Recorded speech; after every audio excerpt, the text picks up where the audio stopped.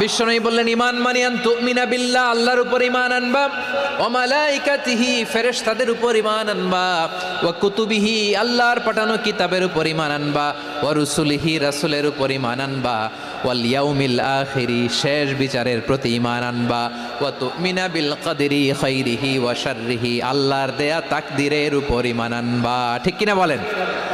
তাহলে এই 6টা মৌলিক বিষয়ের উপর বিশ্বাসকে বলে ঈমান। আল্লাহ ওই ঈমানদারদেরকে পছন্দ করে যাদের ঈমান এরকম মজবুত। আল্লাহ বললেন ওয়াল মুমিনিনা ওয়াল মুমিনাতি, ঈমানদার পুরুষ এবং নারীরাও আমার কাছে বড্ড প্রিয়। তাহলে আমার প্রিয় ভাইয়েরা, ইসলাম যেমনি বুঝেছেন সারেন্ডার, ঈমান মানে হচ্ছে বিশ্বাস, বিশ্বাসের স্বীকৃতি। এই বিশ্বাস না থাকলে ওই মানুষের কোনো দাম নাই। ঈমান ছাড়া নেক আমলের কোনো দাম নাই। ঈমান হলো সংখ্যার মতো, নেক আমল হলো শূন্যের মতো। ঈমান কিসের মতো? সংখ্যা, আর নেক আমল শূন্য। আচ্ছা, আপনি ঈমান আনেন না, ঈমান ছাড়া খালি নেক আমল, তাহাজ্জুদ, নামাজ, রোজা, জিকির, আজকার, এক এক ইবাদতের কারণে খালি শূন্য পাইতেছেন। শূন্য পেতে পেতে পেতে পেতে হাজারটা শূন্য। এটার কোনো দাম আছে? কথা কয় না, দাম আছে। কিন্তু আপনি ঈমান আনার পর একটা সংখ্যা পেয়ে গেলেন, এক। এবার নেক আমল করলেই একের পাশে শূন্য বসে গেলে কত হয়?